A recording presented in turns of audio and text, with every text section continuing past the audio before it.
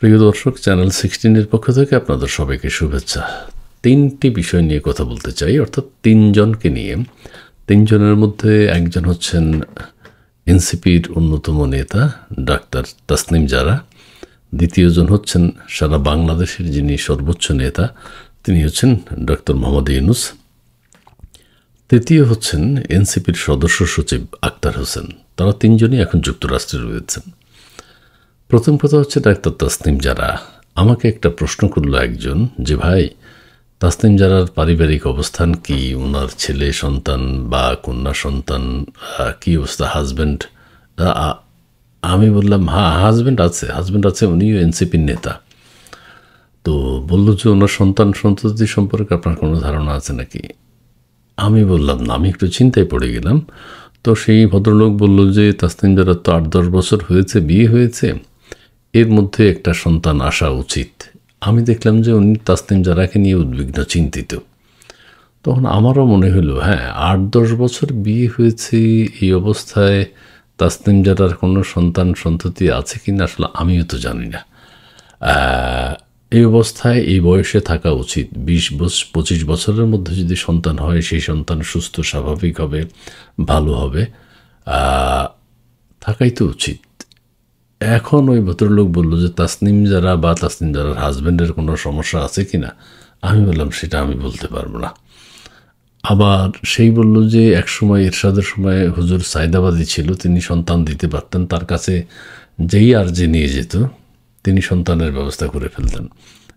আমি বললাম, এখন তো আর সেটা নাই, সেই সুযোগ নাই। তিনি বললেন যে, না, এই মুহূর্তে এই সময়ে তাসনিম জারা রাজনীতির সাথে সম্পৃক্ত, কীভাবে কথা বলছে, কীভাবে চলছে, লোকজনের সাথে দেখা করে, পুরুষদের সাথে হ্যান্ডশেক করে, পুরুষদের সমাবেশে যায়, পুরুষদের ভেতরে থাকে, সমাবেশে ট্রাকে করে বক্তব্য দেয়, এনসিপির নেতাদের সাথে উঠবোস করে। আবার সে বলল যে, এনসিপির নেতাদের সাথেও তাসনিম জারা উঠবোস করে কীভাবে, বা এনসিপির নেতারা তাসনিম জারার সাথে চলাফেরা করে কীভাবে? তাসনিম জারা তো একজন নারী, হ্যাঁ, পর্দা নেই, বেপর্দা, পুরুষদের সাথে হ্যান্ডশেক করে। আমাদের একটা ভিডিওতে দেখছি, আক্তার হোসেন একজন নারীর সাথে, বয়স্কা নারীর সাথে হ্যান্ডশেক করেননি। সেই হিসেবে আক্তার হোসেন ও তাসনিম জারার সাথে কীভাবে চলাফেরা করে, তাসনিম জারার সাথে কথা বলে কীভাবে, কোন যুক্তিতে?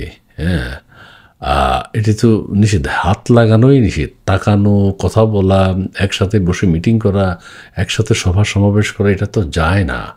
আক্তার হোসেন ঠিকই করেছে, কিন্তু তাসনিম জারা ভুল করছে। তাসনিম জারা প্রফেসর ইউনূসের সাথে যখন তখন হ্যান্ডশেক করেন, যে কোনো লোকের সাথে হ্যান্ডশেক করেন, পিটার হাসের সাথেও হ্যান্ডশেক করেন।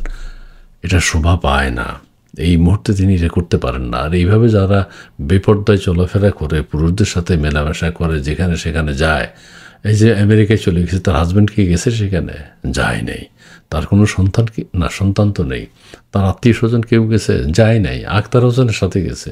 ডক্টর ইউনূসের 104 জন নাকি গেছে আমেরিকা, 104 জনের একজন তাসনিম জারা। সেখানে নানান বেগানা পুরুষের সাথে তার দেখা হচ্ছে। এবং এই অবস্থায়, বিপর্দা চলা অবস্থায়, সন্তান যদি জন্মগ্রহণ করেও আমরা যে ওয়াজ মাহফিলে যা শুনি, সন্তান ভালো হয় না, ভালো চরিত্রের হয় না, নানান কথা আছে, আমি সেদিকে আর যাব না। যাই হোক, তাসনিম জারার শুভবুদ্ধি উদয় হোক, সেটাই চাই। তার হাজব্যান্ড এবং তাসনিম জারা মিলে একটা সন্ততির ব্যবস্থা করবেন, দেশবাসীও খুশি হবে, দেশের মানুষেরও তো একটা মিষ্টিমুখ করার ব্যাপার আছে। সেটা গেল এক। আর দ্বিতীয় হচ্ছে আমাদের ডক্টর মোহাম্মদ ইউনূস। তিনি ওই আমেরিকাতেই একটা সমাবেশে বলেছেন, হ্যাঁ, আমারা বলে তালেবান, আমারা নাকি বলে তালেবান সরকার। ওনার তো দাড়ি নেই, উনি তালেবান হবেন কীভাবে? উনি সেটাই বলছেন যে, আমার তো দাড়ি নেই, কাজেই তাদের দাড়ি আছে তারা সবাই তালেবান। ডক্টর ইউনূস সাহেবের বক্তব্য অনুযায়ী যাদের দাড়ি আছে, যেমন তালেবানরা নির্দিষ্ট করে দিয়েছে দাড়ি থাকতেই হবে আফগানিস্তানে, বাংলাদেশে তাহলে যাদের দাড়ি আছে তারা তালেবান। ডক্টর ইউনূস সাহেবের দাড়ি নেই, উনি তালেবান না। আচ্ছা, ঠিক আছে, মেনে নিলাম উনি তালেবান না। তারপর তৌহিদি জনতা যেভাবে রাস্তায় ধরে ধরে দাড়ি, গোঁফ, চুল এগুলো কেটে দিচ্ছে, ইউনূস সাহেবের চুলও ছোট, দাড়িও নেই, গোঁফও নেই, কাজেই ওনার কোনো শঙ্কা নেই। আর আমি একদম নিরাপদ, আমার চুল, দাড়ি, গোঁফ কিছুই নেই। তো অনেকে বলছেন যে, আপনি একেবারে নিরাপদ অবস্থানে আছেন। আমি বললাম, হ্যাঁ। আর আক্তার হোসেনের কথা যেটি বলতে চাই, এই আক্তার ওই সাউথ কোরিয়ান ওই নেত্রীর সাথে, বয়স্ক একজন নেত্রী, আবার কেউ কেউ বলছেন বয়স্কা বিধায় সে হ্যান্ডশেক করে নাই, তরুণী হইলে ভালো হতো, তরুণী হইলে তো হ্যান্ডশেক করতো। আবার অনেকে বলছেন না হ্যান্ডশেক করে নাই, ভাবা বাহ বাহ, ইমানদার মানুষ বিশাল। কিন্তু তাসনিম জারার সাথে নিয়ে কীভাবে চলে, তাসনিম জারার সাথে কীভাবে উঠবোস করে, কীভাবে কথা বলে, কীভাবে তাকায় তাসনিম জারার দিকে। হয় তাসনিম জারা পর্দা করতে হবে, অথবা আক্তার হোসেন পর্দা করতে হবে। আচ্ছা, আক্তারের কথা বাদ দিলাম, এনসিপির অন্য নেতারা তাসনিম জারার সাথে কীভাবে উঠবোস করে? তাসনিম জারা এই সরকারের মেন্টালিটি বুঝতেছে না।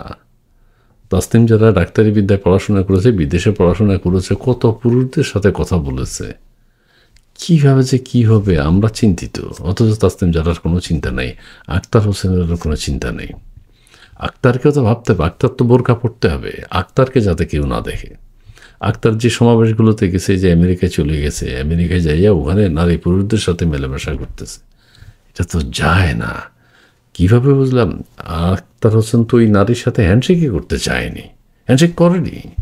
কাজে বোঝা যায় তিনি ন্যায়ের পথে আছেন, সত্যের পথে আছেন। তো সত্যের পথে থাকলে তাসনিম জারার সাথে আমেরিকায় যাওয়াটা, বা তাসনিম জারা ওদের সাথে আমেরিকায় যাওয়াটা শোভা পায় না। দর্শক মণ্ডলী, সবশেষে আবার বলতে চাই, আমাদের ডাক্তার তাসনিম জারা আমাদের প্রিয়, আমাদেরকে একটু মিষ্টি খাওয়ার সুযোগ করে দেবেন। তারা যাতে অচিরেই একটা সন্তান নেন।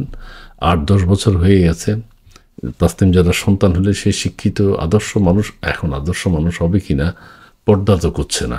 যাক, সেই ঝামেলায় আমি যাবো না, সেটা তাদের ব্যাপার। তবুও একটা সন্তান হোক, আমরা যাতে মিষ্টিমুখ করতে পারি।